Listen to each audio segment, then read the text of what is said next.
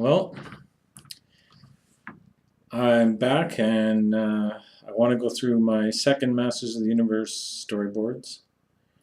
And I want to be very thankful to those people who sat through my first video. And hopefully you're ready for the second movie, which is in a lot of ways even better than the first movie. There's more in it. It's fun, and hopefully I'm going to be able to get through it and not lose track of myself. I'm ready. I've got everything I need. I've got my He-Man sword. It's ready to go. I've got Optimus Prime, and I've got a time machine. You know, just in case I need it. That's ready to go. I'll try not to get too defensive. I'll try not to get too defensive, but I've got a Veritech. This is from like Matchbox Toys from pre-Transformers. It's there to protect me. Somewhere in the background, I think I've even got a Tribble, just in case. I might need that. And I've got a ray gun. Yeah. I'm all ready to go, eh? Anyways, I'm going to go through my second Masters of the Universe movie. And again, I storyboarded two movies. There is Masters of the Universe, He-Man and She-Ra. And then the second movie, Masters of the Universe, Peace and Havoc. And that's the one I'm going to talk about now. Peace and Havoc, that's like peace, like the dove, the bird, like the sorceress is a bird. And Havoc, like the Havoc staff, like Skeletor has the Havoc staff. I'm sure you understand. I mentioned in my first video that both of my movies begin with a narrative.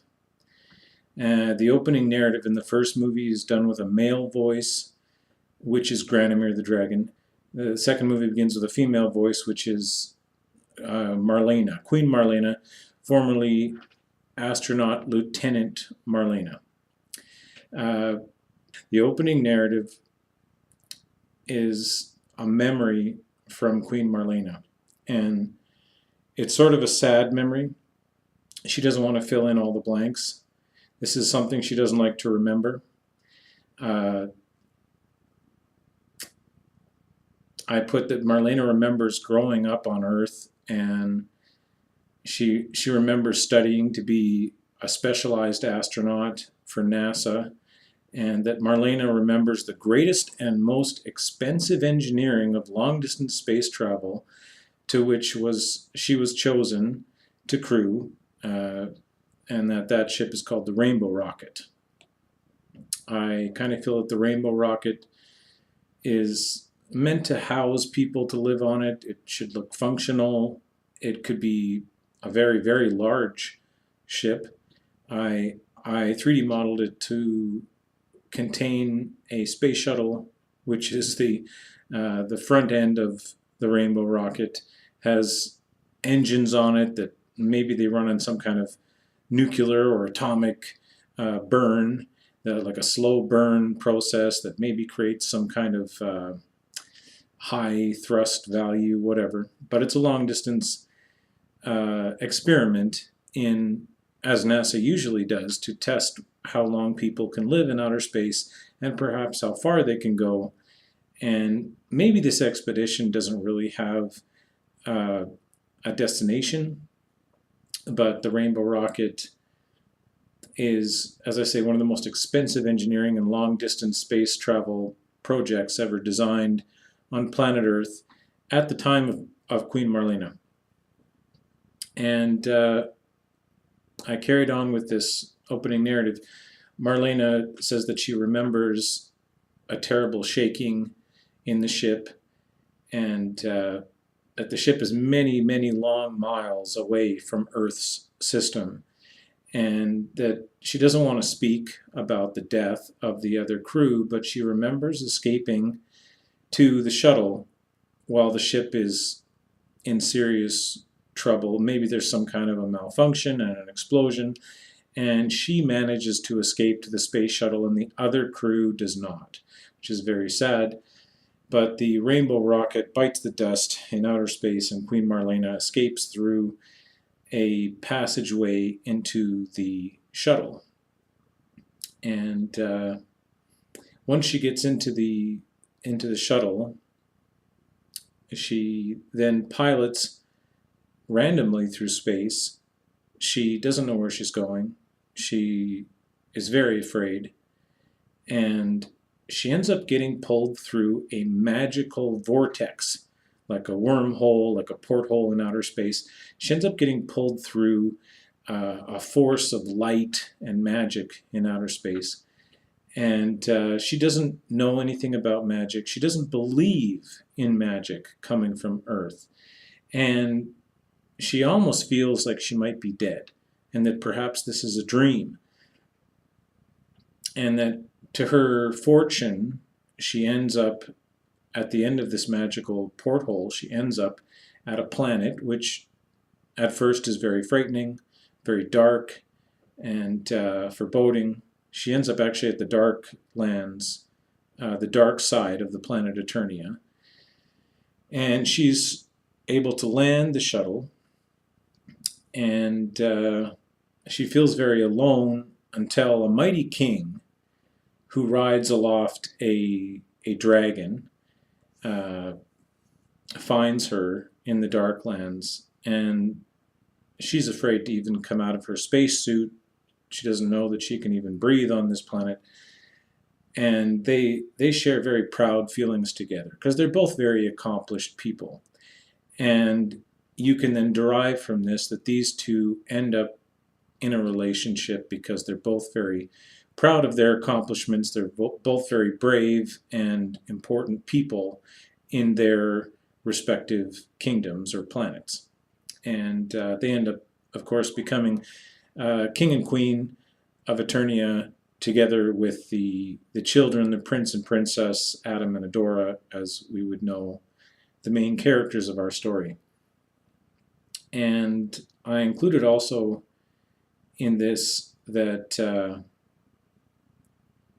there's a small blue alien, that's Orko, who ends up being pulled through the same magical porthole at the same time.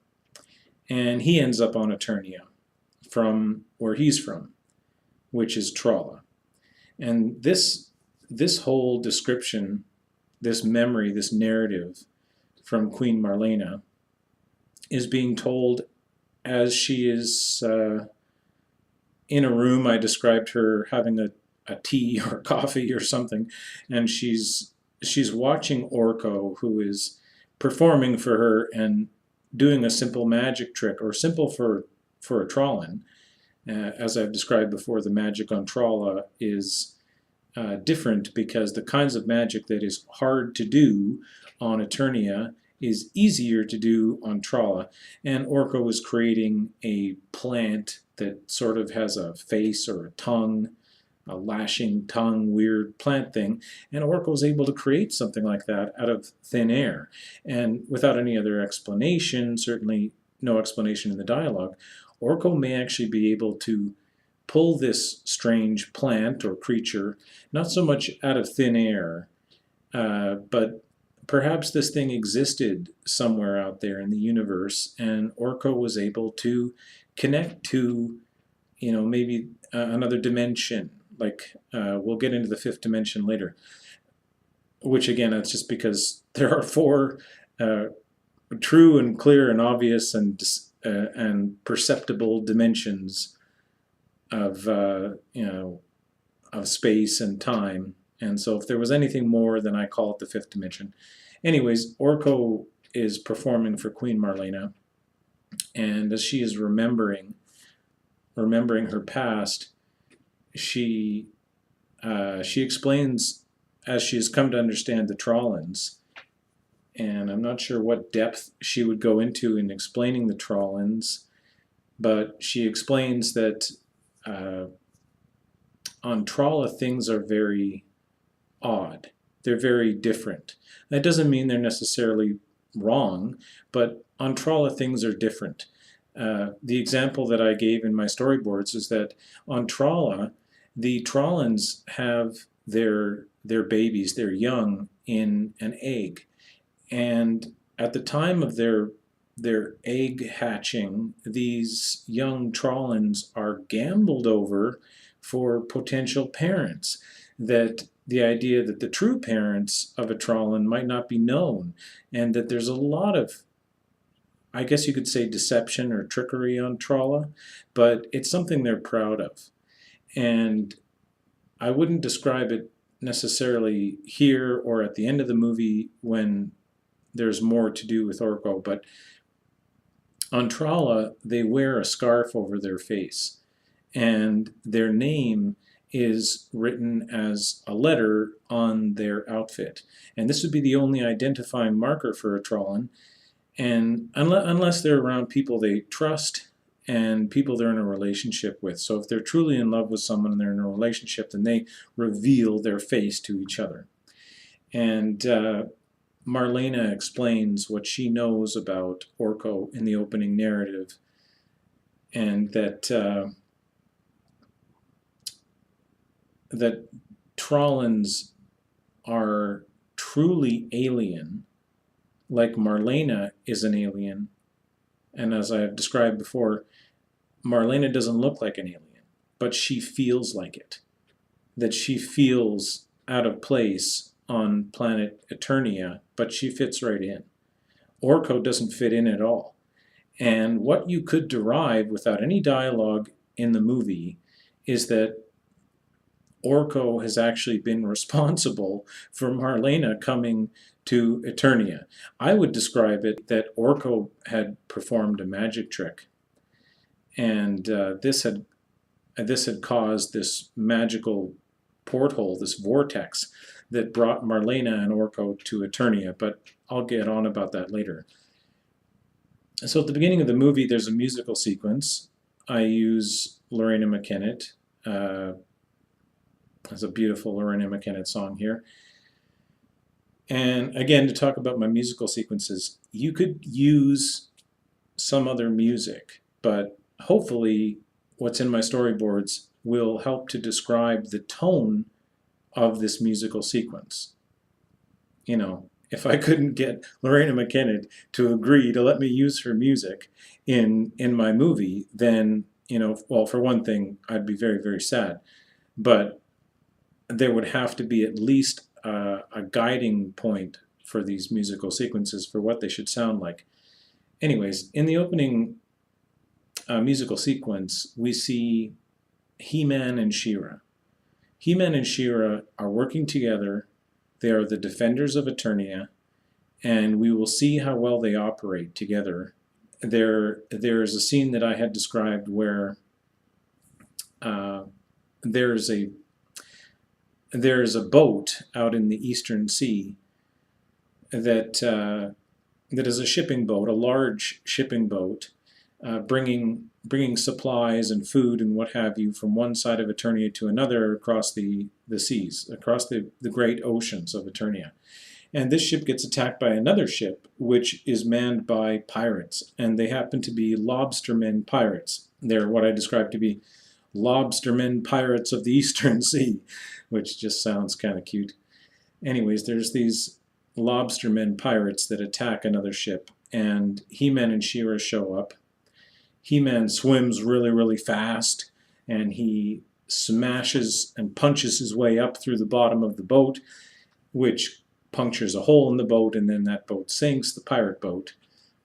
And he then proceeds to toss the lobstermen off of the ship that they're invading, and I even described that perhaps She-Ra would use fire magic to boil the water where the lobstermen are tossed into the water, and that there's, I don't know, sort of a joke there that lobsters get boiled in water, but that this would scare the lobstermen pirates away from this ship. And then we get to see how He-Man and She-Ra are dealing with local area problems in Eternia, and that they can get there really fast. Another scene within this musical sequence of He-Man and She-Ra coming to the rescue of an Eternian is a scene where there's a young boy who lives in a farm village. There's a lot of farm villages on Eternia. I feel there's a lot of sort of cultured people who live in these villages together where they grow food and they look after each other, and they barely need a high king. There's a lot of regional authority, and that's the way things should be. You know, that's the way things would be if the earth was looked after properly and we had a decent government. Anyway, so this child is at a farm village, and he sees a rock flower, and I had described that there are these flowers on Eternia that grow on rocks, that flowers on Earth grow out of the ground, but flowers, or certain flowers on Eternia, grow out of a rock.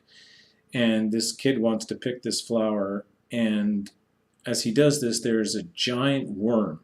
And I would describe that perhaps a giant worm comes from the same kind of crystalline rock, the rock magic that is the power sword that He-Man has, this kind of deep underground magic crystalline rock has affected this worm, perhaps, or maybe it's just some kind of random mutation or evolution that happens, and there happens to be giant worms.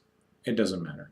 There's a big giant worm that comes out of the ground, and it's basically blind in a way. This worm just goes where it senses movement, and so it sort of chases this boy, who then uses a large farming device, which is a robotic crop clacker. I designed this crop clacker thing.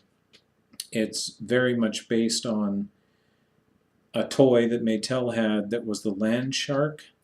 Okay, well, based on the Land Shark is a robotic farming vehicle called a crop clacker. That's what I call it. And this boy uses a remote control with this robotic machine to detract this giant worm from coming after him. And as this trouble is happening, She-Ra, who can sense problems, she can sense danger, she then uses her telepathy, her magic, to send a message to He-Man, who I described He-Man as like sort of kicking around at Grayskull, and he gets a message from She-Ra to go to this place, and they get there just in the nick of time. They seem to get there very quickly, and they help this boy, and She-Ra uses magic to brainwash or control the mind of this giant worm to go back into the ground and to go away. And that He-Man uses his big strength, which is what he's good at, to push this crop clacker back into place after this worm has knocked the crop clacker over. And the boy is quite surprised, but happy to be saved by the twins, the great protectors of Eternia, He-Man and She-Ra. And I had also described that there might be scenes at the end of this musical sequence where He-Man and She-Ra are posing in a way. I kind of wanted to see them as though they were statues, like defenders of Eternia, but they're alive, they're very real, but they can appear at this point as icons, as statues of Eternia. And the story kind of begins with really the great plan from Skeletor. Back in Filmation, Skeletor, mostly every episode, Skeletor had some plan to attack Eternia or take over Castle Grayskull or whatever. And Skeletor would have these great plans, and then they wouldn't necessarily work out the way that he wanted. Well, there's one great Skeletor plan, and it's somewhat based on the first episode of Filmation, the Diamond Ray of Disappearance. Anyways, At Snake Mountain, Skeletor is explaining his plan to steal an item called the Sunstone, which is the diamond ray of disappearance, if you will, the Sunstone. The Sunstone is being kept in the Sun Temple, which is located in the very center point, like the magnetic north of the Brightlands. And he has the help of a lobster man pirate, and he has like a skunk man with him, like Stinkor, and also Trapjaw. Trapjaw is there, and Trapjaw really wants to get He-Man. Trapjaw really has a vengeance for He-Man, and he'll do anything to help Skeletor attack Eternia and get He-Man. And Skeletor wants to get his hands on this diamond stone that is being kept at the Sunstone Temple so that he can use its power. And maybe Skeletor would explain the power of this thing to his gang, or maybe we would simply learn the power of it later on. But the power of the Sunstone is that it is a connection to the virtual fifth dimension, as I mentioned earlier. The fifth dimension, the laws of physics just don't apply there. And in this way, you can use this magic stone to trap people inside of it. And that Skeletor wants to get his hands on this Sunstone so that he can use it to capture various people in Eternia. That he wouldn't have to fight He-Man, he wouldn't have to fight anyone. He could just use this stone that if you look at it, you get pulled into this stone and you get pulled into the fifth dimension and you get trapped there.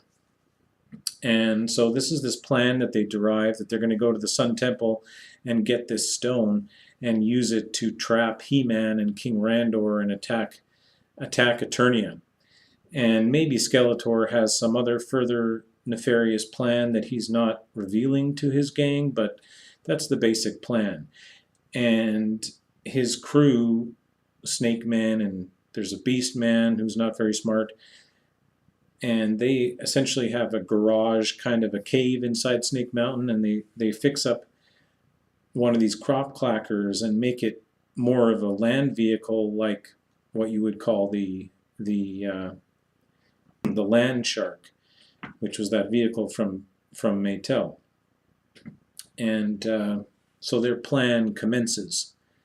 And then we go back to Eternia, and back at Eternia, there's a scene where She-Ra is being spoken to by Castaspella. I was going to remind everyone that I don't call them wizards. I mean, if you really want to call them wizards, it doesn't matter. I call them weavers. The magic people on Eternia, I call weavers. She-Ra's brought in to see Castaspella, and Castaspella asks her to make a friendly visit to a farm village where there's a young girl who does not want to attend Bright Moon School. Kind of like She-Ra didn't want to participate in Bright Moon School, there's this girl at a farm village, and her parents think that she has magic, and they want her to go to Bright Moon School, and it's going to take some convincing. And She-Ra goes there to speak to this girl, and I described that there was a young Cringer playing around outside, and She-Ra gets off of Swiftwind and goes into this home and meets this young girl who is Perfuma. And we don't get to know much about this girl right away, but I would describe that she is very disappointed by her magic. Kind of like Glimmer is disappointed by her specific, pathetic, sparkling shine magic that she finds very useless and she can barely control it. This girl Perfuma has a very specific kind of magic that we'll only get a hint of this that she is around flowers. I would describe that her magic is that she's able to actually grow flowers out of the soil rather than out of rocks.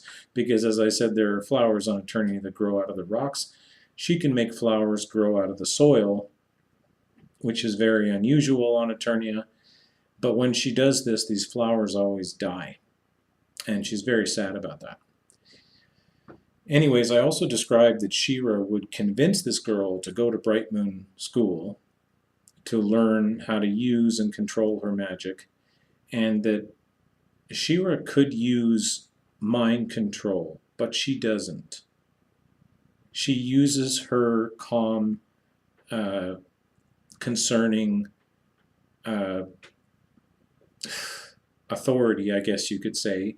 She's a princess, but she's also someone who understands what it's like to have magic and to not want anyone else to know about it, and not to get involved in the society's practices of dealing with magic users or weavers.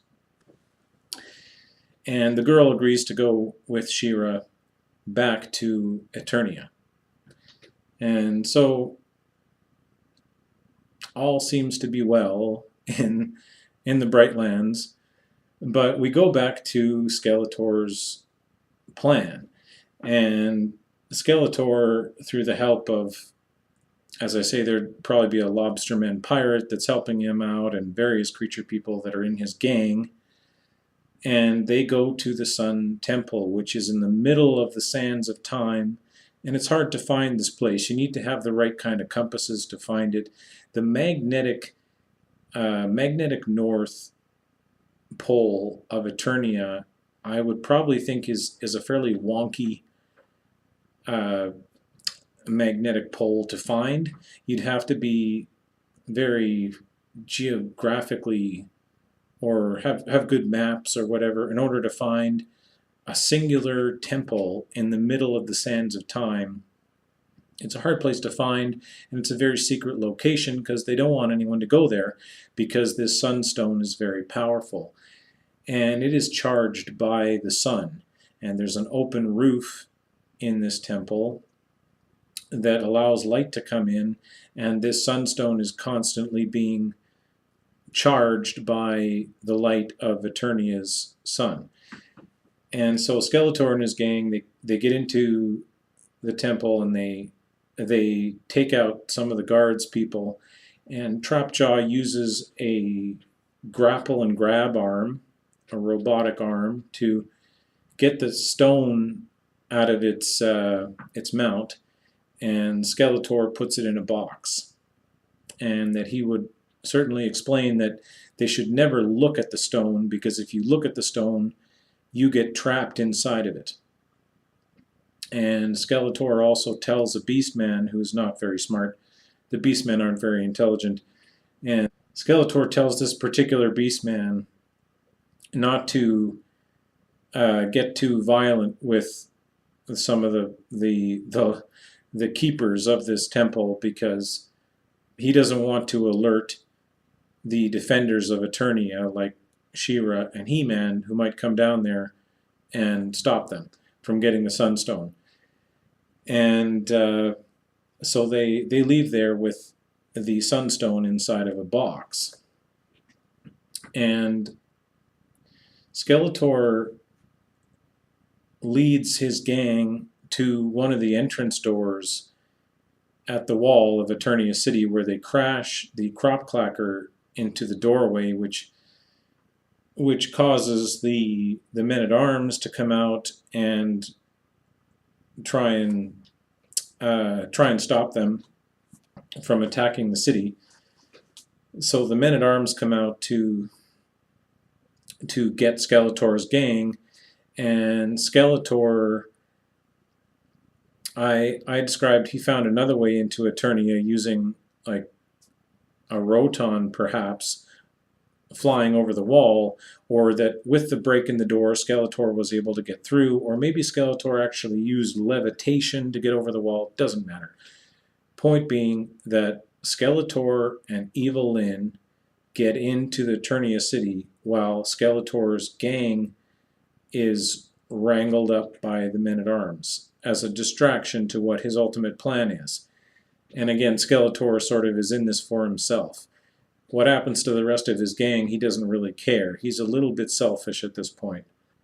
I described that Skeletor would use another bomb, perhaps blowing a hole in the side of the palace in order to get in, make it more dramatic. And Trapjaw is not that far behind. Eventually, Trapjaw gets into the city as well. Anyways, Skeletor starts using this sunstone, this diamond ray of disappearance. He starts using it, and there is a girl, this Perfuma, who has just come to the city, and she gets captured inside of the stone. And then shortly afterwards, Duncan, the chief man-at-arms, he gets zapped inside of this stone. And eventually they get inside the palace, and that once they're inside the palace, Skeletor uses the stone on King Randor, and Queen Marlena sees this, and she sees that Evil Lyn is covering her eyes when Skeletor uses this stone. And so Marlena understands that the important thing is not to look at the stone. And eventually Skeletor gets to a place where He-Man is about to come after him and stop him, and Marlena warns He-Man not to look at the stone, and so He-Man kind of hides behind a corner. But at this point in time, Trapjaw shows up, and Trapjaw has now put on a gun arm, a robotic gun arm, and Trapjaw is threatening He-Man and saying that he'll get him, he'll kill him, and taunting He-Man to come out and poke his head around the corner, and Trapjaw's going to shoot him with this robot gun. And when Trapjaw is threatening, then another character shows up. A courageous Ram Man shows up who has manipulated the wiring and the pressure in his robotic legs. And Ram Man says to Trapjaw that he says, "No, you won't get my friend He-Man."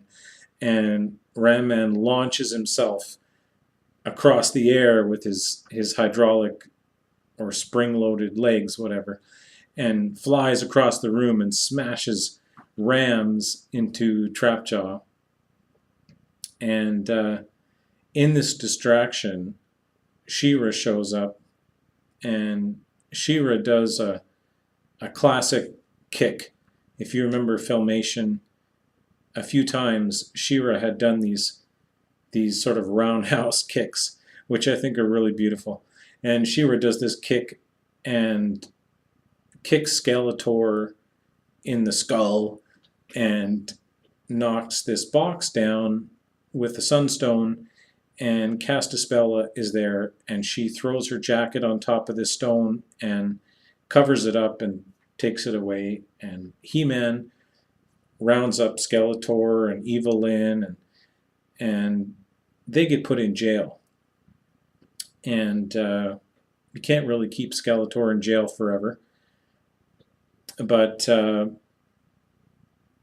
important thing here is that Ram Man and Trapjaw need to go get fixed up. They probably suffered some cybernetic damage, and they need to get fixed.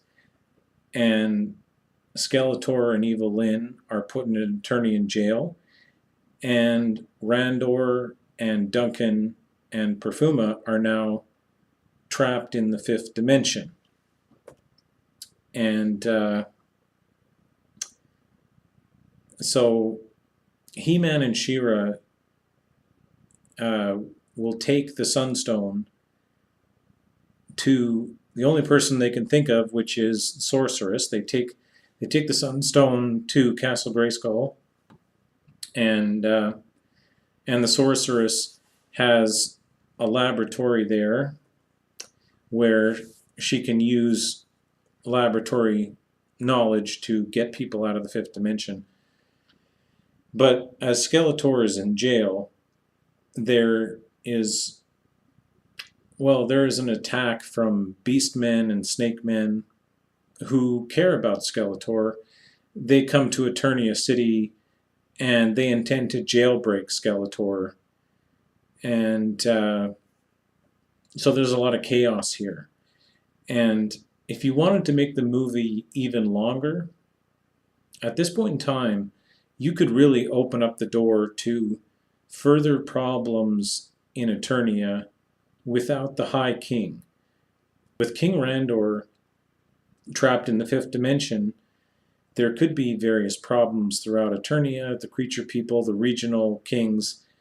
I mean, you could go on about the problems that would happen in Eternia without the king around, or you could just quickly try and solve the problem of how do you get these people out of the Sunstone. Doesn't matter. It only matters how long you want the movie to be, or how epic you want the movie to be. Anyways, there's another musical sequence, which is Iron Maiden. I used the song The Prisoner, where Skeletor is a prisoner and Randor and Duncan and Perfuma are also prisoners in the fifth dimension, which is a very bizarre place. And I would describe that while they're in the fifth dimension, Perfuma is almost in a living hallucination, if you will. And she is surrounded by like plants that nearly smother her, and she is grappling with her magic to control plants, which in the future may actually become a much more powerful ability to use this magic to control plants, which doesn't necessarily happen in this movie. It could be some further story in the future with Perfuma that is not important to this movie, but it is important to that character that she is struggling, and she's not having a good time of being convinced to come to Eternia City, and then suddenly she's attacked by Skeletor, and she's surrounded by plant magic, and it's very disturbing to her. So it's tragic.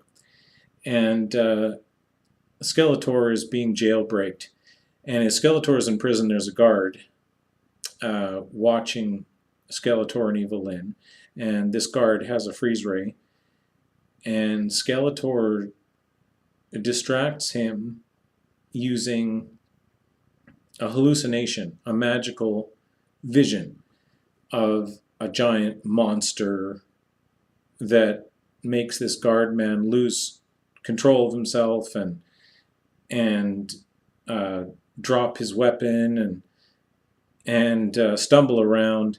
And in actuality, there's a beast man and snake man that come into the room and beat up this guard and flip the switch that opens up the bars, the Eternium bars, and Skeletor and Evil Lyn escape with the snake men.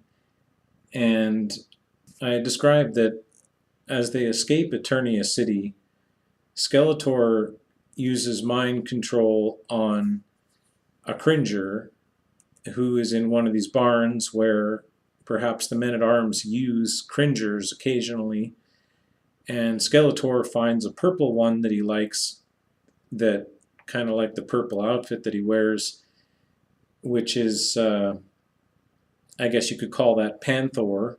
You don't need to name this thing, but nonetheless, it's basically Panther. And the objective here is that Skeletor gets out of there and leaves everybody behind. I mean, Skeletor really doesn't care if anybody can catch up with him. Skeletor gets on this Cringer and gets out of town. And slowly behind him, Evil Lynn and a Beast Man are walking away from Eternia City through a tangled forest. I might not have mentioned this before, but I've always loved some of the scenery in Filmation where there are these tangled trees that don't just grow straight up out of the ground. Trees are something that you would certainly know for sure if you were filming a movie on planet Earth. The trees on planet Earth go straight up and down. The trees on Eternia, they twist and they tangle and they're different. And in and amongst these trees there is a hive, and there are bee men, and one of the bee men is attacking Beastman, and Beastman doesn't like this, and he grabs the hive and he smashes it on the ground. And Evil Lynn is telling him, to ignore this, leave it alone. If you leave them alone, they'll leave you alone. And Beastman smashes this hive on the ground, and they continue to leave. This is, of course, very tragic, and inside this hive,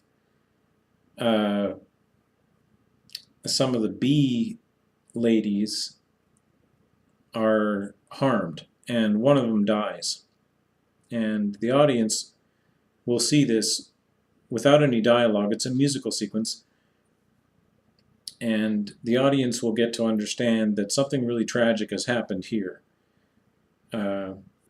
And also, we sort of go back and forth to what's happening at Castle Grayskull, where the sorceress has a laboratory where there's a strange device set up where they can get the captured people out of the Sunstone and save Randor and Duncan and Perfuma from being trapped inside of the Sunstone, and they're all quite happy. They're quite happy to be safe. They don't necessarily know what's going on back at Eternia City, and they also don't know that outside the planet, in outer space, there is a new character arriving to the scene. Nobody knows. And we see at the end of a musical sequence this giant spaceship showing up. This is Horde Prime. And this big galactic traveling spaceship shows up and analyzes this planet. And how could I describe? The analyzing of the planet leads our new evil character, Hordak, who's truly evil. You might think Skeletor is evil. Skeletor is not really evil. Hordak is really, truly evil.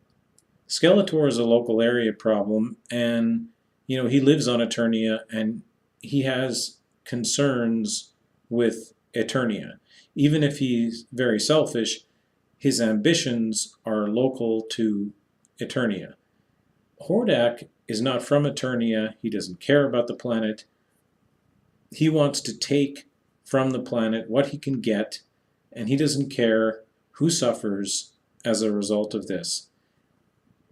And Hordak sends a missile from his ship to a space platform that is on the bright moon, or one of the moons. To say bright moon, there's 2 moons around Eternia, and as they pass around the planet and eclipse the planet every day, which is the nighttime darkness, you have a bright moon. Anyways, on one of the moons there's a space station, which is one of the only planetary defense systems in place for Eternia. This is an old space station that was built a long time ago. There's nobody living on this space station. It was set up to act as a a satellite, essentially, a telescope, a system to monitor outer space. It is essentially the only defense from a spaceship coming to the planet and attacking the planet, which probably doesn't happen that often on Eternia. And this being the only real defense to the planet, Hordak shoots a missile at it and blows it up. And this goes unnoticed, as at this point in time, Randor and Duncan and the royal family are they're distracted by this whole issue with the Sunstone and Skeletor. And so in a way, Skeletor has led the way for Hordak to attack the planet, as nobody notices that the space station has blown up. I described in my storyboards that there's actually a monitoring computer at Grayskull, but nobody's paying attention to it because they were busy dealing with getting people out of the fifth dimension. And so Hordak is able to blow up this space station without anybody noticing. And then Hordak commences his attack on Eternia. So Hordak's attack on the planet is done through a robotic army. Hordak is otherwise alone on his spaceship. Hordak, I described him as having, basically lived in outer space for a long time, but he relies on these robots that he can manufacture in mass to attack the planet for what he wants. And his attack involves these flyers which deliver tanks down to Eternia.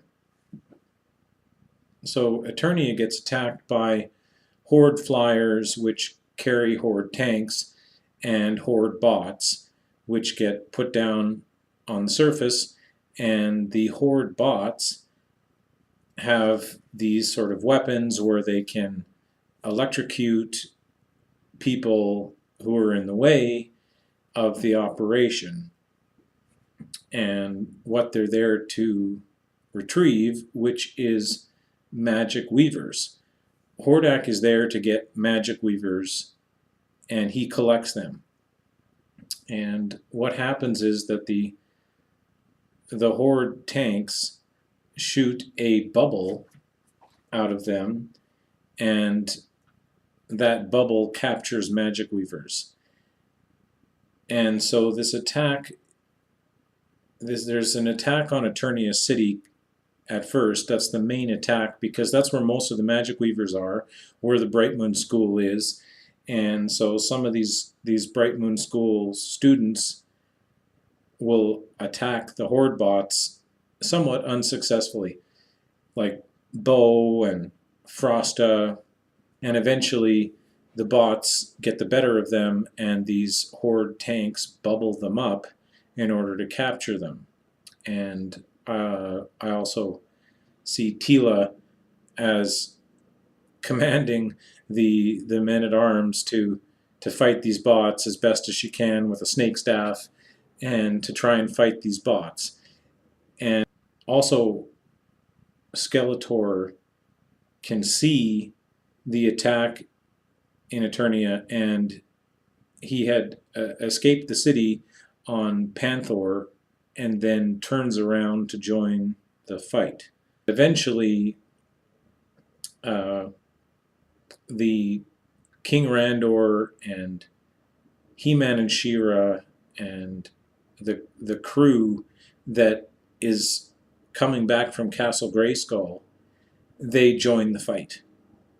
And there's another musical sequence here, which is Metallica.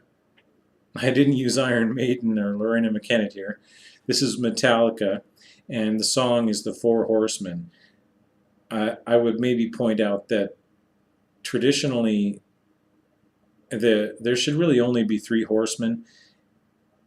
Okay, the three horsemen represent the failures of a kingdom okay, war, plague, famine. These are things that people need to try and and protect their kingdom from. People need to work together and they need to look after their society. The fourth horseman, who is death or time or the Grim Reaper, the fourth horseman is always there. Like Metallica says, death is deliverance for you for sure. The fourth horseman is really just death itself, the Grim Reaper, following the other three horsemen around wherever they go. So it appears as though there are four horsemen. Anyways, that's not necessarily that important, even though Skeletor kind of looks like the Grim Reaper. So you might derive something out of the symbolism of the four horsemen, but otherwise it's just a musical sequence. And in this musical sequence, He-Man fights off Horde bots and Horde tanks and Horde flyers, and he smashes them to pieces. I described that he would have a line of these bots, and he would punch one and it would smash 10 of them, and that this is really just cannon fodder, that all of these bots are a distraction to Hordak's ultimate goal. And yet there is a serious problem here. There are tanks and flyers and bots, and so the people of Eternia have to fight these things. And King Randor calls upon his personal dragon friend, a young dragon that King Randor knows. And King Randor says goodbye to Queen Marlena to go off and fight the Horde, and gets on his dragon to go and fight these Horde bots. And Queen Marlena doesn't want to watch her king go off and fight without her. And she goes to her shuttle, her rainbow rocket, and she joins the fight. She gets in her rainbow rocket and she fights the Horde as well.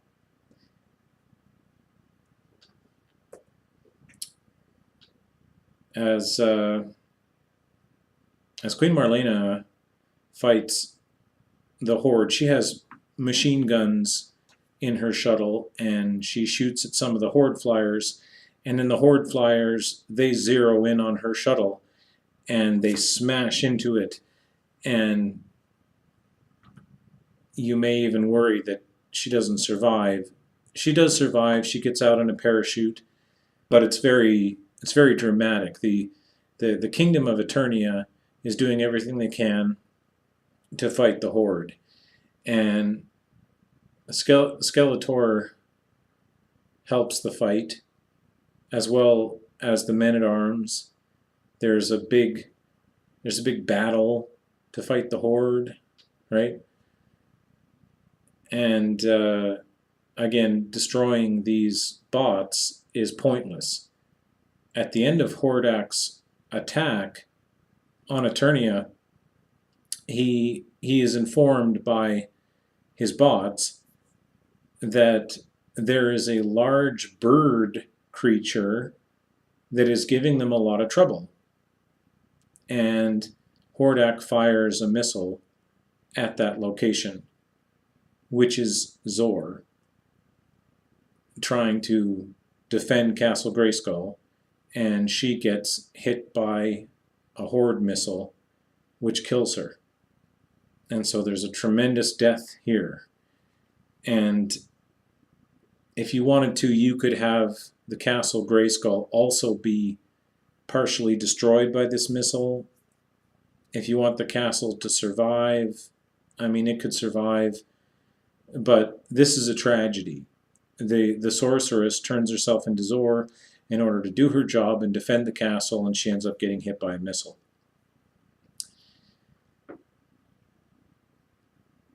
Eventually, all of these magic weavers get bubbled up by the Horde tanks, including She-Ra and Skeletor.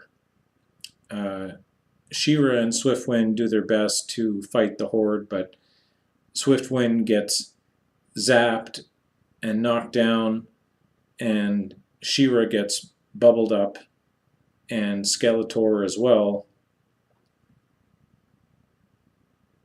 As Skeletor, I described in my storyboards that Skeletor is the last of the Weavers to get bubbled up.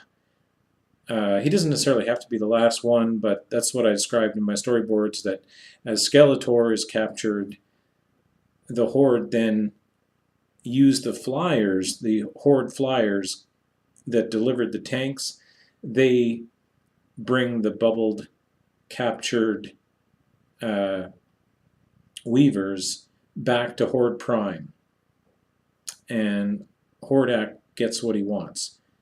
His Horde bots have captured all of these magic Weavers who get brought back to Horde Prime, where Hordak will then use his machines on his ship to drain the magic from these Weavers, which is what his ultimate goal is. It's to take the magic from the few people on Eternia who have magic and to drain them. And I described that he uses this to keep himself alive, that it's not because Hordak uses magic. I describe Hordak as someone who is a man who wishes he was a dragon. That's how I describe Hordak, that Hordak is basically just a guy who's managed to keep himself alive for a long time in his spaceship, and he uses the magic from magic weavers, drains them, and he uses this weird apparatuses to keep himself alive. And on Eternia, the last of the Horde bots are destroyed by the Men-at-Arms, who have Wind Raiders, and based on the Dragon Walker, I had Man-at-Arms in what I called a Road Walker. It's also based on the Road Ripper. Anyways, he's in this big vehicle that shoots and it rolls around, and the Men-at-Arms are very successful in destroying the last of the Horde bots on Eternia. But that doesn't matter. Hordak only used them as a distraction, and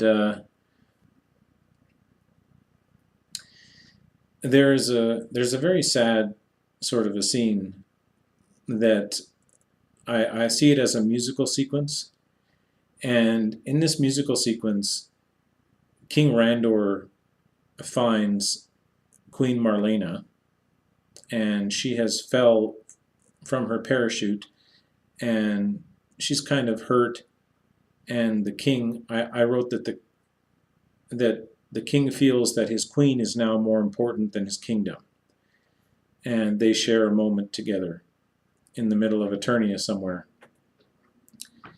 And so there's a scene that happens in this musical sequence where Man-at-Arms and He-Man, and this is all very, very sad, but it sort of needs to be dragged out. The sadness needs to be dragged out. Queen Marlena possibly being hurt, that's very sad, and you need to feel hurt when the planet Eternia is attacked, when the Brightlands are attacked by Hordak. And there is a scene where Man-at-Arms and He-Man go to Grayskull, and perhaps the castle is wrecked, doesn't matter, but the bird lady sorceress will need to be replaced, and some other volunteer amongst the birdmen and bird ladies will have to pick a new sorceress, a new volunteer keeper of the castle, a sort of leader of the bird people at Castle Grayskull.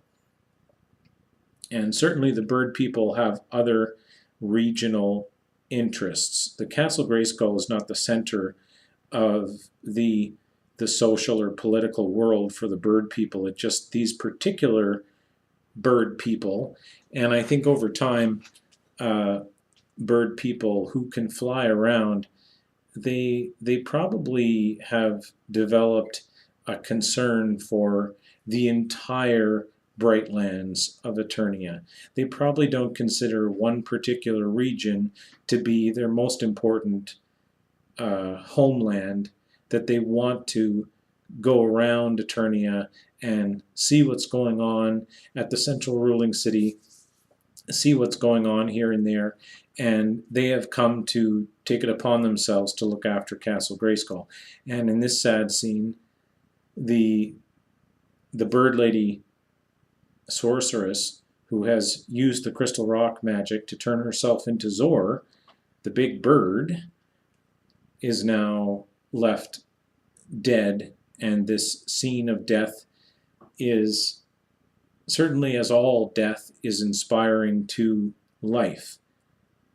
And again, in terms of Queen Marlena and King Randor, you might think that maybe Queen Marlena had died in the attack from the Horde flyers.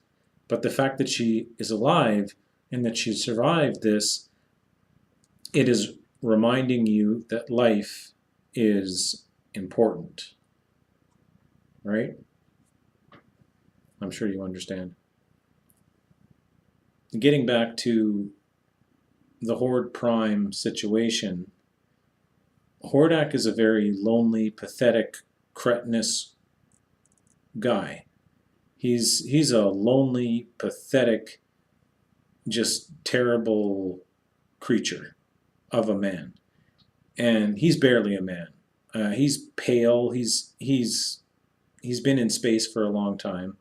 And to a certain extent, he's looking for a young girl. And he selects a couple of girls to look at from the weavers that he's captured. And he particularly is looking at one blonde girl. This is Shira. And she despises him utterly and wants nothing to do with him. And there is another girl who we will eventually come to know as Katra. And there is a bit of a jealousy that develops at this point in time when Hordak is trying to select a girl that he will save her from these machines that will drain these weavers of their magic so that he can live longer. Kind of like that scene in the Dark Crystal when the Skeksis were draining the pod people of their life essence. Anyway, he's a horrible guy. But also on the ship, amongst all the captured weavers, who were captured because the Horde bots had the ability to scan and detect magic weavers. And in and amongst this group, there is a little blue Trawlin named Orko, who has been essentially trapped on Eternia for quite some time. In fact, Orko, on his home planet of Tralla, was always known as Orko the Great and Magnificent. And at this point in time, Orko uses his magic to escape the cage where he's being kept. He uses his magic, and again, Orko rhymes when he uses magic. And I had put there that Orko might say something like, "Where I can see is where I will be," and he appears outside of his captured cage. And Orko begins to take over the ship.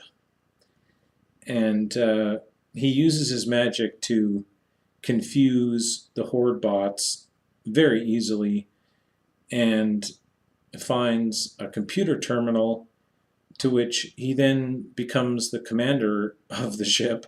The computer suddenly, through his magic, recognizes Orko as the commander of the ship, and Orko tells the ship to go to a planet with 3 moons. In fact, he rhymes again as he uses magic, and I wrote that Orko says, away with these goons, show me a planet with just 3 moons.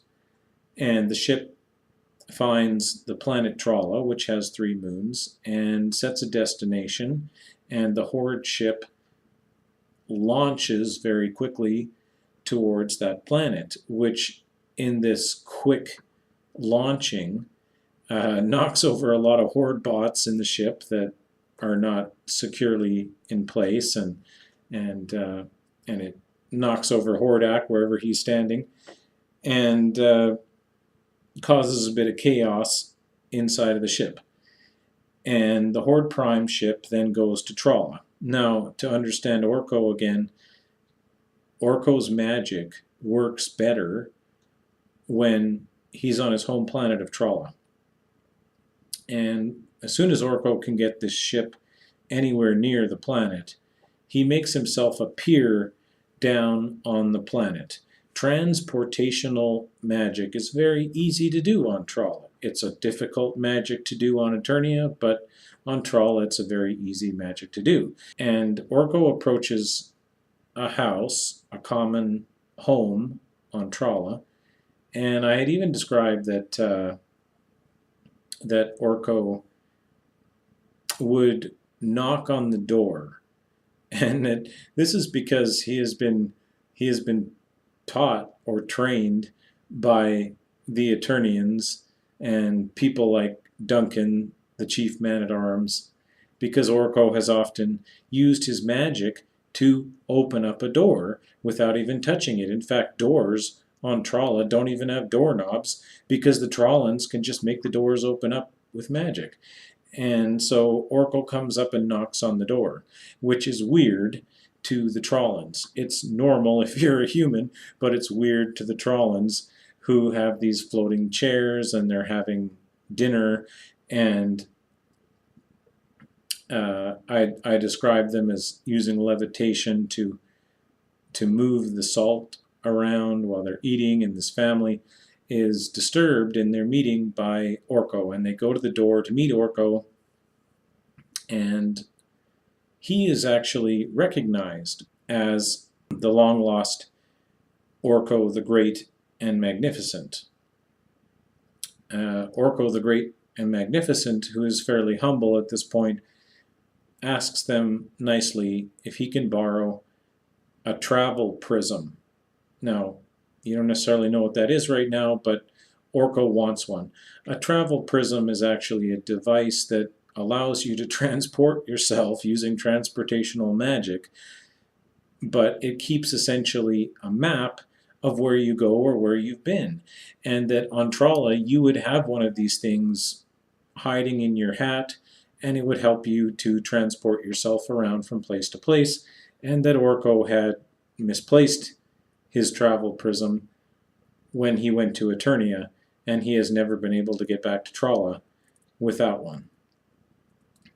Anyways, at the same time, Hordak is trying to take control of his spaceship again, and so Hordak has tapped into the circuitry of the ship, and Hordak is also getting access to a big mechanical, sort of mechanized battle suit to fight whoever is taking over his ship. He doesn't know who's taking over the ship, but once he gets control of the mechanism, the ship computer informs him that there is an intruder aboard. And I had wrote in my storyboards that Hordak says to the ship, "Who is the intruder? Identify the intruder." And the computer says, "The intruder is Commander Orko." And Hordak says, "Orko? Who is this Orko? I will destroy him." He's putting on this big mechanized battle suit. And Orko shows up and says, "It's Orko the Great and Magnificent at your service." And Orko uses his magic, and he rhymes, and I had put that Orko says that this is not very funny, and I will now turn you into a pink fluffy bunny. A pink fluffy bunny. It's kind of like a bunny or a duck or a poodle. It's kind of like a weird creature. Anyways, Orko turns Hordak into a pink fluffy bunny, and then takes the Horde ship back to Eternia. And I had described that the Horde Prime ship, it was not designed to land on the surface of a planet, but Orko doesn't care. He crash lands the ship on Eternia, and there's some random farmer who sees this. Whoever this random farmer is, he might be a great cameo role for someone in the movie. Anyway, as the Horde Prime ship is landed on Eternia, He-Man shows up, and He-Man uses his strength to tear the metal framework away from the ship and rescue the people who are inside, who are captured inside. This would include people or creatures who were already aboard the Horde ship that may have already been captured. And I didn't put too much into my storyboards about this, but there could be strange experiments going on the Horde ship. I wanted to really describe the nature of someone like Catra, who in Filmation is one of Hordak's minions. I don't know why anybody would follow Hordak, but whatever. I imagine that there's some weird experimentation going on, kind of like the island of Dr. Moreau or whatever, where this horrible Hordak character is using like genetic science to manipulate species, and that perhaps he had some effect on certain characters, and I wanted to maybe throw in Mermista, who is a classic mermaid character, and that maybe she now finds a home on Eternia. That doesn't necessarily have to happen, but I like the idea that the Horde Prime ship is being used by Hordak to perform science, and he's just a terrible guy. And you don't ever want to mess with Hordak ever again, and hopefully they never will. And hopefully Orko has solved this problem, and He-Man shows up and helps to rescue the people from the Horde Prime ship. And they go back to Eternia, and everything would seem to be fine. But everything is not fine. In fact, we get to a new problem. A problem that may be worse than any problem that they've dealt with so far. They've dealt with Skeletor and the Sunstone, and they figured it out. Now they've dealt with Hordak, and that was challenging, but they figured it out. Now there's a new problem in Eternia, and it's rather small. This new problem in Eternia is that the bee people, the bee men, who I base on the character Buzz-Off from Filmation, the bee people are now swarming and attacking Eternia. They have little weapons like little bows and arrows, and they are attacking everyone and everything in the Brightlands. They are attacking the spiked grizzlors, and they're attacking the monkey owls, the monk owls. They are attacking the mermen in the ocean. They are attacking the people, and the men-at-arms try to capture them in nets, but it doesn't do much good. There's too many of them, and they're too small. And as the bee people attack, there's a musical sequence going on, which is Iron Maiden. It's an Iron Maiden song called Invaders. And it's not fair to want to squish these things or to fight them when you're as big as you are, and these little tiny creatures are so small, it's not fair to want to squish them, and that everyone is disturbed by this. Even Skeletor and Evil Lyn and the Snake Men in Snake Mountain, they're bothered by this. Everyone is bothered by this.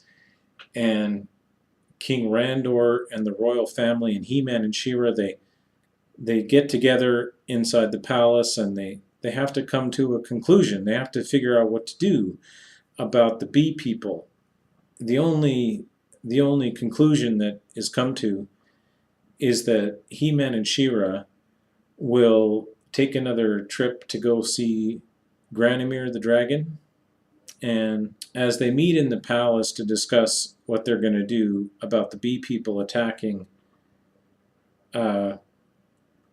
Orko pulls a travel prism out of his hat, and Orko really doesn't want anything to do with this problem. And with a travel prism, he can now get back to Trolla anytime he wants to. In fact, he can come back to Eternia anytime he wants to, which he hasn't been able to do since he's been on Eternia. And, you know, Orko would love to hang around and see how things turn out, but he'd much rather go back to Trolla and avoid this problem with the bee people. And so Orko just gets out of there.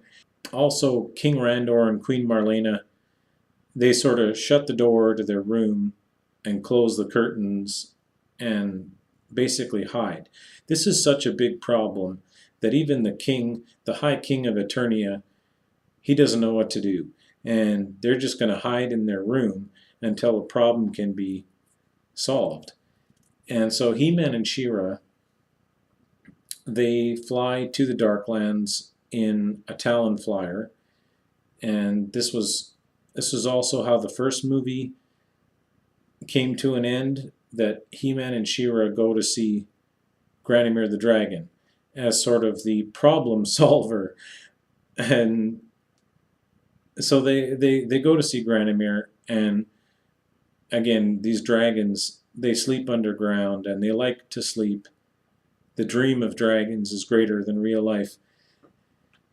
And so He-Man and She-Ra, they show up, and they brought a bee-man inside of a glass jar, and they wake up Granomir, and Granomir is very upset. Granomir is very bothered by the royal twins. He respects the royal family of the Brightlands, which has nothing to do with the Darklands. He respects their kingdom, but there's only so much that he's going to tolerate from the royal family twins coming and disturbing him while he's trying to sleep. But their complaining to Granomir gets interrupted by Skeletor, who we see has come with them. It's sort of a surprise to the audience that Skeletor has come with them. And Skeletor comes in and he complains to Granomir. And Skeletor asks why the dragons did little or nothing to fight off the galactic invaders, and that Eternia could have maybe been even warned by the dragons that they were under attack by this galactic invader, Hordak. And he wonders if the dragons had anything better to do than to gracefully continue sleeping in a hole in the ground while the other side of the planet was being attacked by an invader from another galaxy or another planet. And there's a line that it's just a very short line in my storyboards, and it says, "Granomir eats Skeletor." I don't feel very defensive about this. Granomir does not need to tolerate the complaints, the whining and complaining of the Eternians, and he gobbles up Skeletor.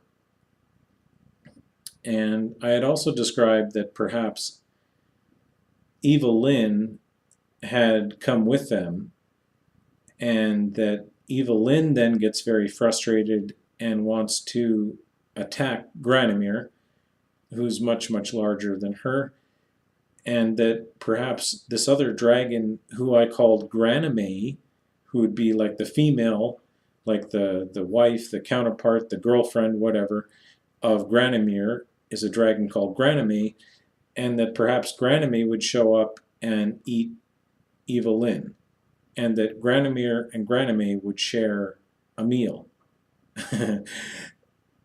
That doesn't necessarily have to happen. The important thing is that there is a shock value in this. That eating Skeletor, it's a shock to He-Man and She-Ra, and yet they still have this problem. And they continue to ask Granomir, they say, what can we do about the bee people?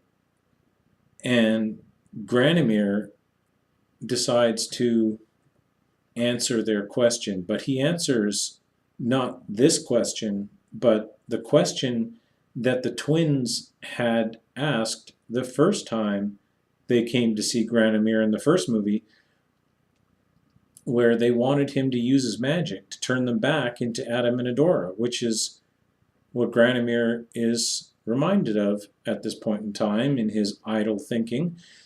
And Granomir, he says, I'm suddenly reminded of the request that you had made the last time you came here, and I think I will grant it.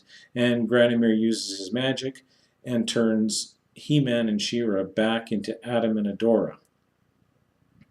They, of course, still have this problem of the bee people, and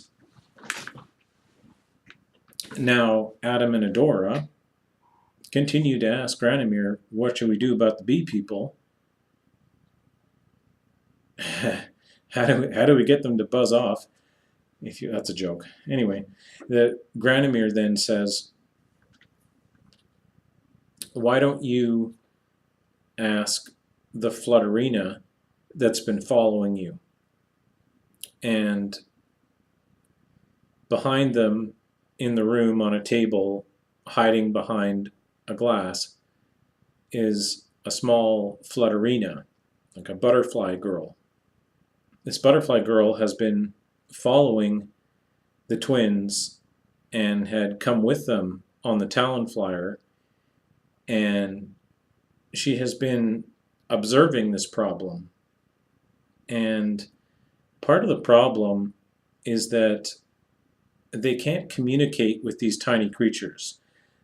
That buzz off, or the bee people and the butterfly people, are so small that it's very difficult for the Eternians to communicate with them. They don't understand what they're saying.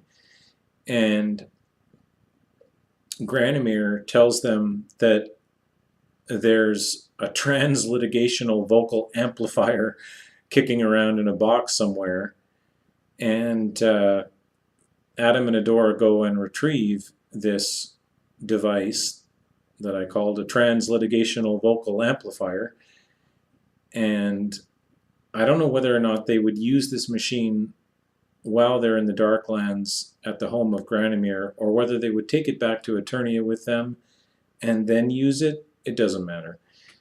But they use this device so that they can understand what the Bee-Man is saying. And the Bee-Man says, he chants this chant.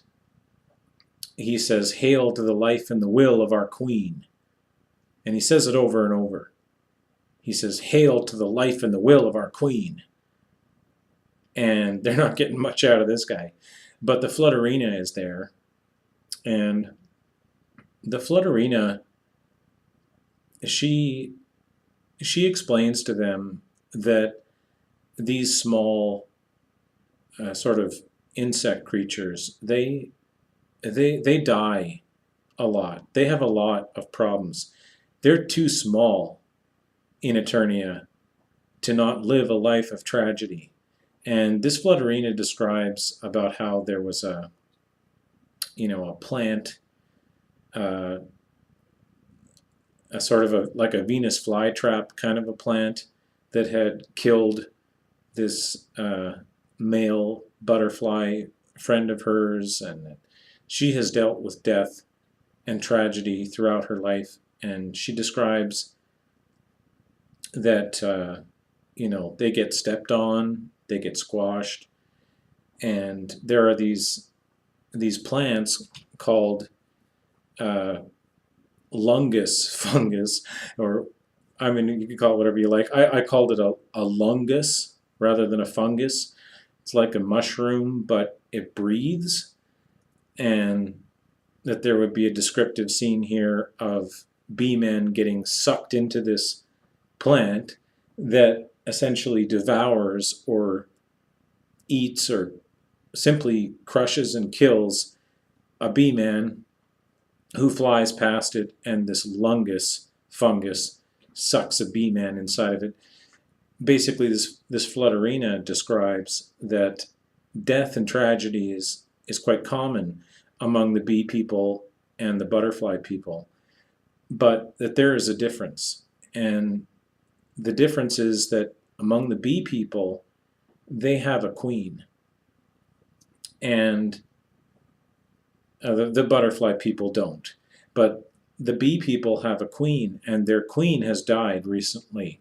And that had happened earlier when the beast man, who got upset at these bee people, smashed a hive on the ground, and the queen sweet bee, has died.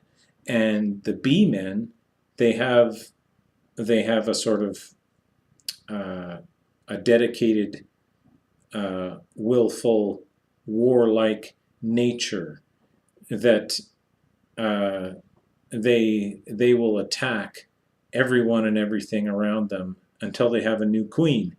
And there has not been any decision made on who the new queen will be. And the Flutterina suggests that the prince and princess, the king and queen of Eternia, could help to pick a new queen of the bee people, a new queen sweet bee. And so back in Eternia City, there is in Festival Park a celebration. I don't imagine that too many people show up to this thing. I 3D modeled an image with an elephant man blowing a trumpet, and there's a big royal event, and everyone's invited. Who knows who shows up to this thing, but there is a contest that is being held in Eternia City. And King Randor, the High King of Eternia, is going to have a taste test. And a bunch of rock flowers are placed by a table, and various bee girls, bee ladies, will create a honey syrup. They do this by vomiting. I don't know where my mind was when I came up with this in my storyboards, but whatever. These bee girls proceed to vomit a honey syrup. It might not be the sweetest honey in the world, but nonetheless, they vomit out this honey onto plates, and then King Randor tastes each of these plates and decides on the most sweet honey, and this decision will crown the new queen of the bee people, Queen Sweet Bee. And so there's a wonderful celebration, and King Randor picks the very best tasting honey. And again, I don't know if honey tastes really all that good on Eternia the way that honey tastes on Earth, but anyways, a new queen bee is chosen. And after this problem has been solved, effectively everything is back to normal, and really back to normal, and a complete fruition, a complete beginning to end. In the first movie, we had Adam and Adora, and they become He-Man and She-Ra. They learn to get along. They deal with local area problems. And now, at the end of this movie, the royal family is able to have a peaceful, joyful moment together. And in the palace, the king and the queen and the prince and the princess are there, and Man-at-Arms and Castaspella are there, and maybe some other characters. I mean, you could have everybody show up. You could have everybody show up in this scene. It doesn't matter. But particularly who shows up is Orko. Orko appears from the use of a travel prism, and Orko has brought with him Driel, who is his long lost companion, his wife or companion. And Orko proceeds to explain to Driel things that happen on Eternia and the way that things are on Eternia, because Driel doesn't know anything about Eternia. She's never been there before. And Orko, in this explanation, he explains what had happened many, many years ago. You could say 20 years ago, however long ago. He had performed a magic trick where he made himself disappear. Now, making yourself invisible might be a very easy thing to do on Trolla, but to make yourself completely vanish, now that's a trick. And Orko, not really thinking it through, had made himself completely vanish from the planet Trolla and magically appeared through a vortex that transplanted him onto the planet Eternia, where he's been trapped, and his magic isn't very good, and he's been sitting there waiting for some method or some vehicle that would allow him to get back to Trolla. And thankfully, the evil Hordak showed up and gave Orko a method to get back to Trolla, where he was able to acquire a travel prism, which he can hide in his hat. And with a travel prism, Orko is able to go back and forth from Trolla to Eternia whenever he wants.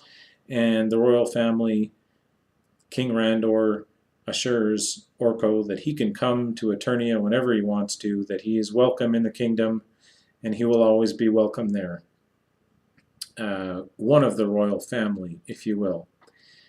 And I also described that Driel would try on one of Adora's wigs. In Filmation, Driel had blonde hair.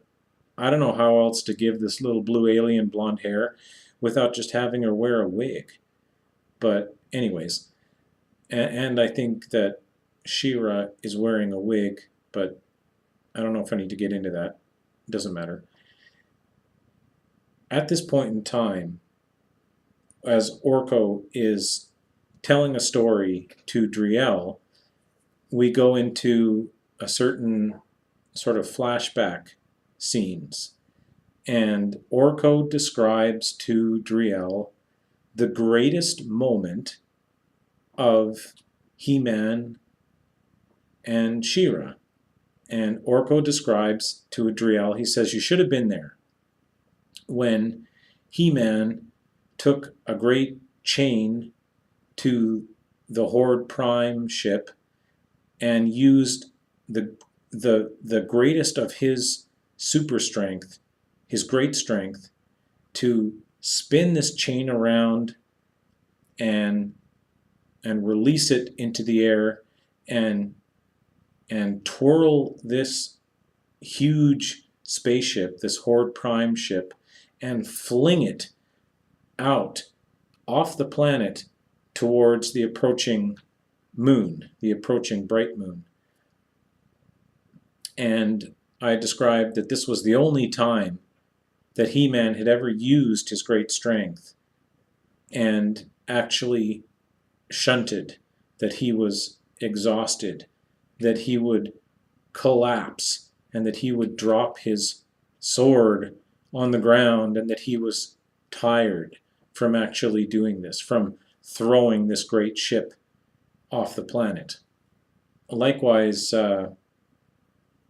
Orko describes the greatest moment of She-Ra, and he says she should have been there when She-Ra, who came back from being captured on the Horde ship, and she went to go find her friend Swiftwind, who had been hurt, perhaps, and was walking around because Swiftwind is somewhat proud but scared to fly and is walking around.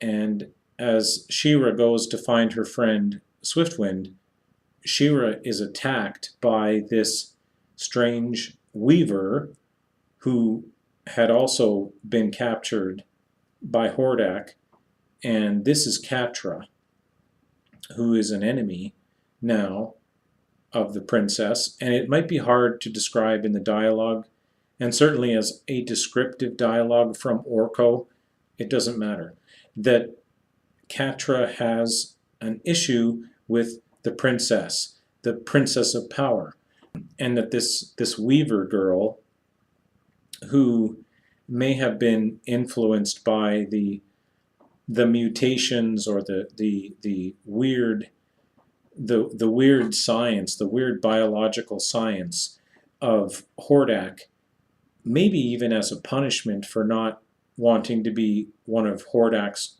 women that he has captured on his ship, because Hordak likes to surround himself with these weird women. And anyways, to go on about Hordak is unnecessary. You don't need it in the dialogue. You can presume whatever you like about this guy. But here is this character, Catra, who can, certainly in Filmation, she could turn herself into a cat. And I had said this before, there are no cats on Eternia. I almost quoted American Tail, that Steven Spielberg production where the song was, "There are no cats in America, and the streets are paved with cheese." Never mind. There are no cats on Eternia. And this is some kind of weird genetic science mixed in with her magic, her ability to use magic as a weaver, that she can turn herself into this beast and attack Adora, but that this does not become a physical fight because it becomes a magic fight, and they use their mind control power, their mind magic, to have this sort of I don't know how to describe it. I guess it's a visual feast that these two are able to use magic on each other to try and overpower the other one. And in this battle, She-Ra wins. And She-Ra does not even attempt to take any sort of a legal action, a lawful action on Catra. That it's something to understand, as I've said before, that on Eternia, using your magic is against the rules. It is against the law. It might not be an easy to describe law. It's not like there's like this big book full of rules that says, all the points and all the specific descriptive laws. But using your magic to attack someone is certainly against the rules on Eternia. And that in this description, Orko is describing the greatest action of She-Ra. He should have been there, but gets to the point of the story of saying that She-Ra was so great, she was so powerful, that she let this girl Catra go without taking any other action on her. She doesn't get thrown in an Eternian jail like Skeletor had been thrown in a jail earlier. No further action was taken. That the Princess of Power uses her power to forgive this girl and let her go. And that was truly the greatest moment of She-Ra. And at this point in time, Driel is confused because on Trala, they don't have any rules. And Driel says, well, she doesn't understand why you would need any rules around magic. Why would you have any laws about that? Doesn't make any sense to Driel. And, you know, I think maybe Driel would say to Orko, why don't you show them how great your magic is and show them that there's nothing wrong with magic. And that Orko would say, well, you know, maybe my magic, which doesn't work very good, the Trollan magic doesn't work very good on Eternia, but maybe if he and Driel both do it at the same time, that it will work better. And he says, why don't we try making a magic cake appear and see if it works? And Driel is she's very happy to help with this. She's like, yeah, why don't we do that? That's a great idea. And Duncan, the chief man-at-arms, comes over and says, no, Orko, no. No cakes. And so Orko and Driel, they make a magic cake appear. And at first, Duncan does not want to be anywhere near this cake because last time it blew up in his face. But this time the cake, it appears and it seems to be fine for a time. And Orko says the magic must have worked. And Duncan is cautious, but he eventually comes over to the cake and it then rumbles and shakes and blows up, and Man-at-Arms gets splattered with cake. And so we have some humor here, and everybody laughs.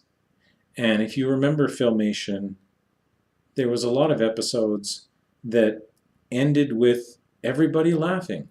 And I always loved that. I always loved in Filmation where there was these end of the episode where the royal family would be gathered around and something funny would happen or someone would say something funny and they would all laugh. And King Randor would chuckle and laugh and everybody would laugh. And at the end of this movie, everybody laughs, including Duncan, because even he can appreciate the humor of this. Splattered with cake, everybody laughs, and everything is fine on Eternia. I mean, basically, Eternia has always had problems. I described that in the opening narrative of the first movie, that this planet is constantly facing trial and pitfall. There are local area problems all the time. If there's a Hordak out there who's a galactic invader, there's probably lots of problems out there that have not necessarily been in these two movies. And again, there could be a TV show where lots of problems happen on Eternia. Space pirates and space cops and mutants from the mutant planet and various problems from the fifth dimension. It doesn't matter. I mean, there's characters that people like perhaps more than I like. For instance, there's a character, Mechaneck. Okay? I don't like Mechaneck. I mean, I don't particularly like him. I don't require him for any character structure or development in my movies. But some people like Mechaneck. Well, how do you describe Mechaneck? It's very weird. But I'll describe him for you.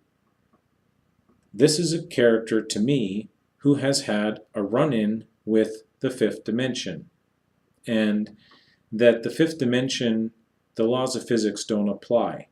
And the idea that someone could have their head completely removed from their shoulders defies all the laws of physics.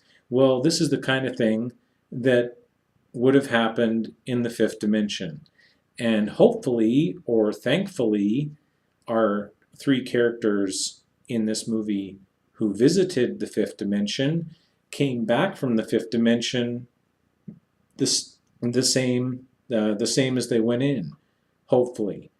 And that if there's some future story, maybe someone was affected by the fifth dimension, particularly Perfuma, and I'll go on about that. But nonetheless, if you had a character like Mechanic, perhaps he had some problem in the fifth dimension where his head became magically or transdimensionally separated from his shoulders, and that some kind of a mechanism has been built to attach his head to his shoulders, which acts almost like a permanent open gateway to a fifth dimension, and that there's this weird mechanism that can almost appear out of nowhere and allow him to extend his head up and down, and there you have the character of Mechanic, who has absolutely no purpose or function in my two movies.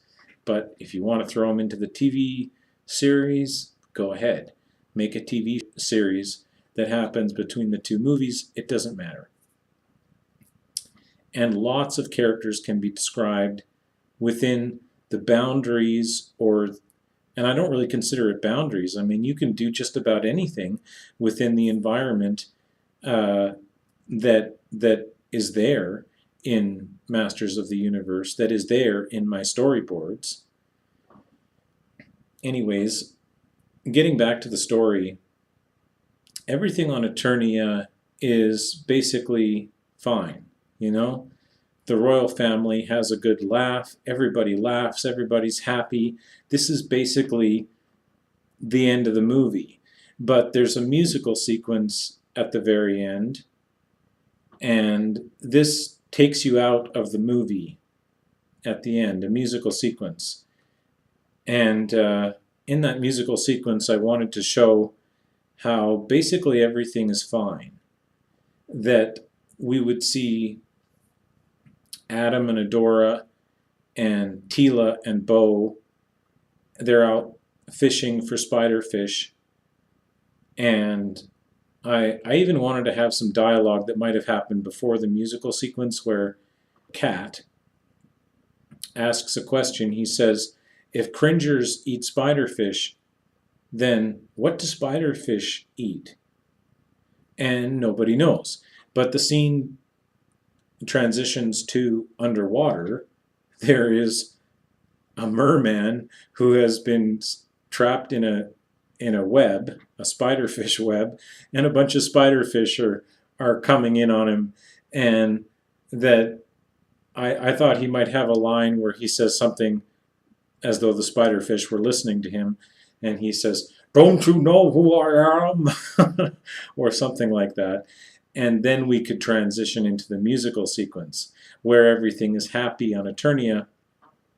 And in this scene where our main characters are fishing, that I had a thought that Tila would push Adam into the water as a fun thing that they're doing. They're playing around, and there's these sort of calm, quiet moments with this group. And then we see other characters. We would see Orko and Driel, who are back on Tralla, and they're doing a Trallan face reveal. This is where only Trallans who care about each other will reveal their face, and perhaps they will kiss each other or what have you, but that they finally got back together, Orko and Driel, and they have a very wonderful moment where they reveal their face to each other. And there's also some scenes where things come back to normal, and we see King Hiss, who goes back to Snake Mountain now that Skeletor is gone, and he takes back the throne of Snake Mountain, which has always been a symbol of strength. And with King Hiss back in the throne, he is now in control of that region, that body of creature people. Those snake people have their king back. And the beast men are sort of pushed out of Snake Mountain, that Skeletor had brought the Beastmen into Snake Mountain, and now King Hiss is there, and he's sort of, you know, shooing out the Beastmen from Snake Mountain. And also, I wanted to show a scene where Queen Sweet Bee is back inside of a hive where the bee girls produce honey syrup, and the bee boys deliver the necessary materials for the bee girls to produce the syrup. And they just go on doing this and not worrying about life and death and all the tragic things that affect these tiny insect people on Eternia, and that this is good. This is the way things should be. Should be, right? Huh? Anyways, there's also a scene that I find to be one of the best scenes where we see Ram Man is getting back to work. He's building on something, but as we may have come to understand, Ram Man is not the smartest cookie, and Ram Man, as he's moving from one piece of frame to another, he has misplaced his cart that has all the nails and screws or whatever, and he's trying to hold a piece of frame and reach towards where his cart is to get a nail. At which point Trapjaw shows up and hands him a nail, and that this is part of this musical sequence where everything is better, everything is fine on Eternia. And here we have these two characters who fundamentally disagreed with each other, and that now they're basically friends and they're working together. That I described that Trapjaw, who is missing an arm, he knows what it's like to have something that's out of reach.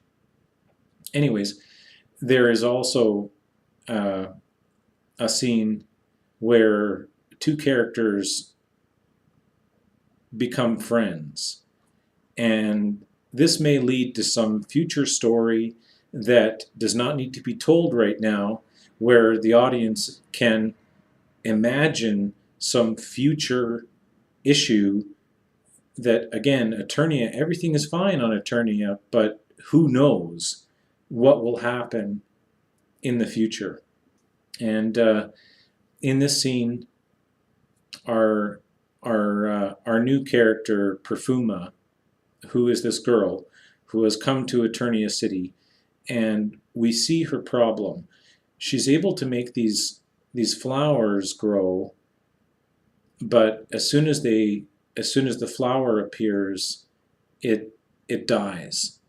And perhaps what this flower needs is what most flowers need. They need sunlight. And our character Glimmer, who has now recently become aware of this new girl who will be attending Bright Moon School, who doesn't want to go to Bright Moon School, but Glimmer finds this new friend who also has a particular magic that doesn't work very good. And that what you could derive from this, it doesn't need to be in the movie at all, but what you could derive from this is that in the future, together, these two will be very powerful.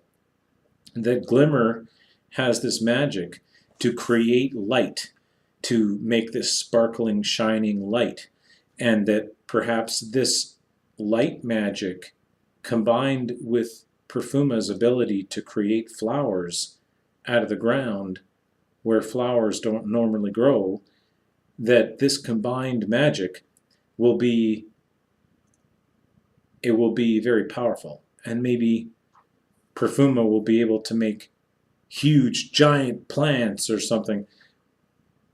You know, who knows? But this is the end of the movie, and as the musical sequence carries us out of the movie, we see these two girls becoming friends because they are the same, they need each other. And perhaps Glimmer does not need to be friends with Adora when Adora may, as I said before, Adora was using her magic to calm Glimmer, that perhaps that's not the friendship that she needs. Maybe she needs this girl Perfuma. Anyways, we are at the end of the movie, and the only thing left to show is the final image at the end of the musical sequence, at the end of the movie, which is on this moon. Could be the dark moon at this point in time, depending on where the moon is located. On the dark moon, we see a pink, fluffy Blunny who has found its way out of the crashed Horde Prime ship, which He-Man tossed onto the moon, and that this is Hordak, who has been turned into this weird creature that is barely conscious. It bounces, it squawks, it's a really pathetic, barely self-aware creature on the moon. And this is the end of the movie. We see this pink fluffy Blunny, and then that's the end. And you can roll the credits. And who knows what will happen in the future of this story, but the story that we follow, that story comes to an end. And it has the death of the sorceress and the death of Skeletor. And maybe at some point in time, magic would be used to bring those two characters back. Who knows? But it's not important. Like I've said, if you wanted to make a third movie, you could. If you wanted to have Adam turn himself back into He-Man again, go ahead.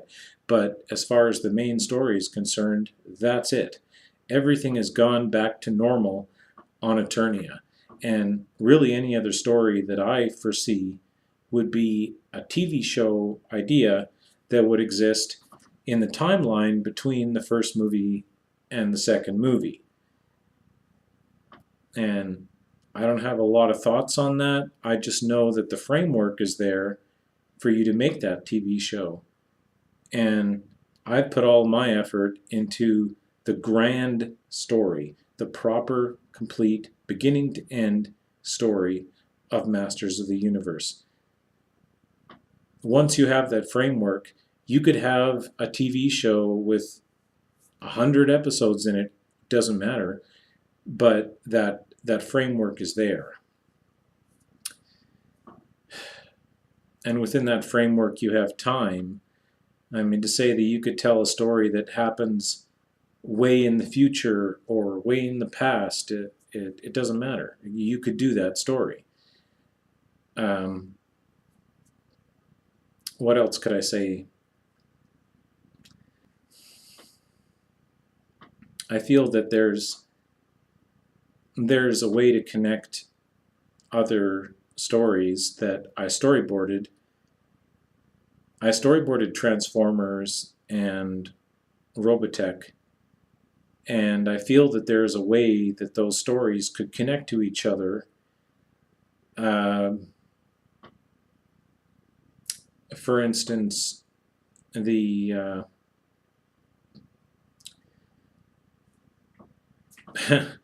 perhaps the Transformers coming to Earth leads to a new kind of technology that then becomes the reflex technology of Robotech.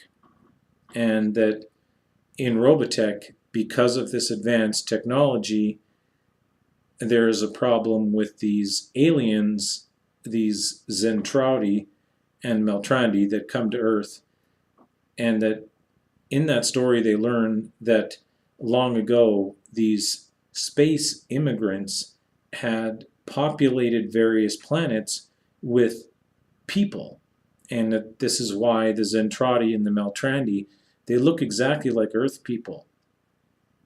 And then you also have Eternia, where there are people on Eternia amidst the creature people on Eternia.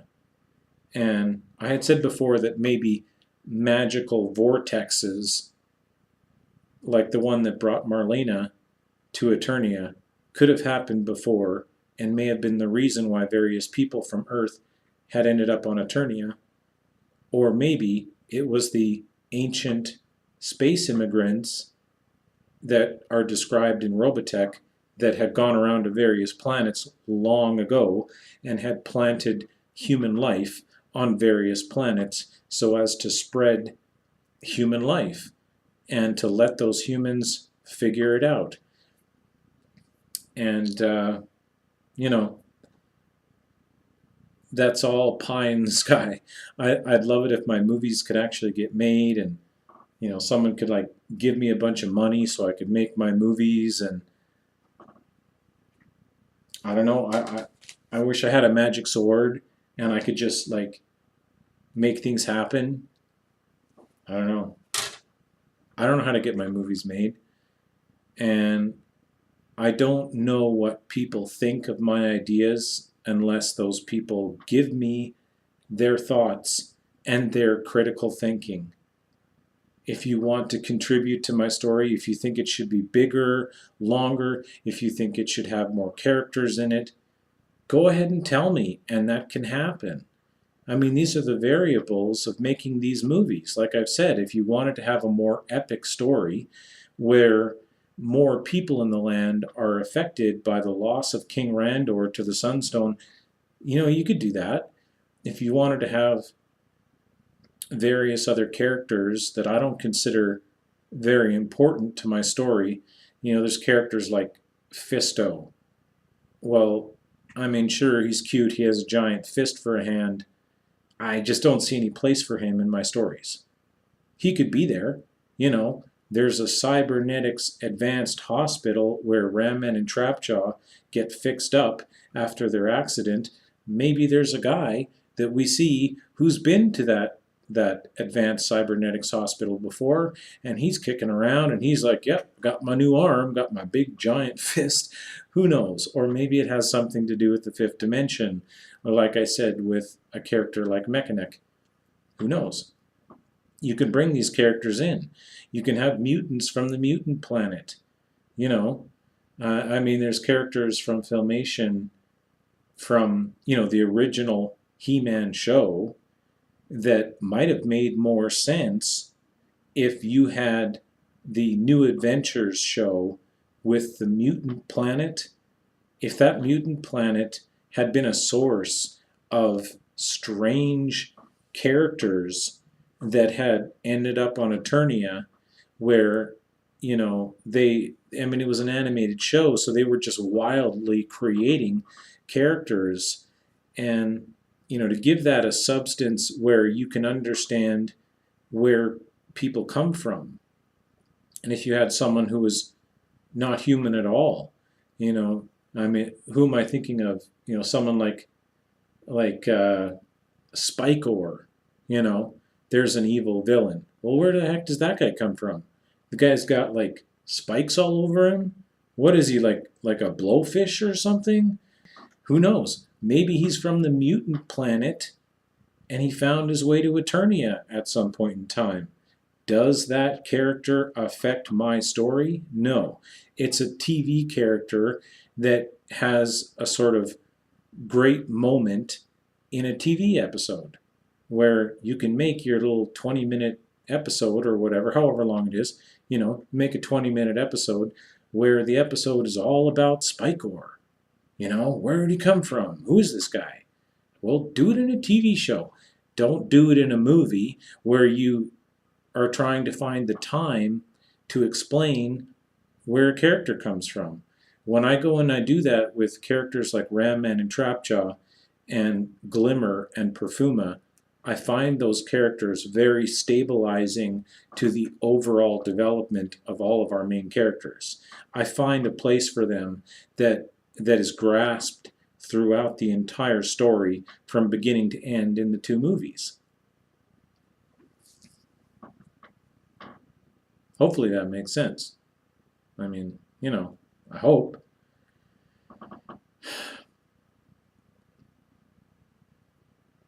And I guess I would just, I would say thanks for listening and all that.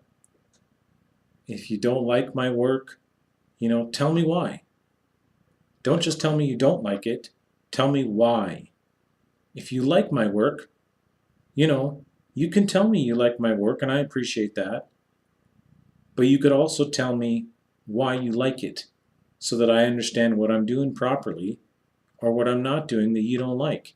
And I believe in human networking and the strength and power of human beings working together. In fact, that is the symbolism of Masters of the Universe. It is human strength and human power.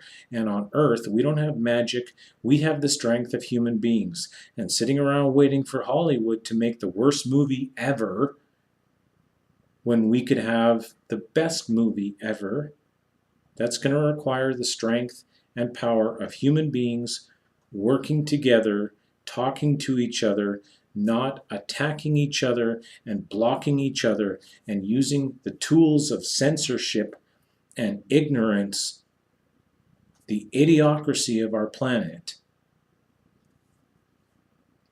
the turd farm of the internet.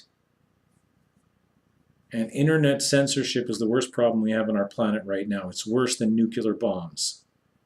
And people need to get past that at some point in time. It might take 100 years, but people need to understand their basic rights. They need to understand property and freedom of speech and working together, gathering in mass, if you will, working together to build and achieve and progress into the future. And that is the symbolism of Masters of the Universe. And you're welcome if I'm the first person to explain that to you. I'm thoroughly losing my voice. I hope I haven't gone too fast. And again, thanks for watching.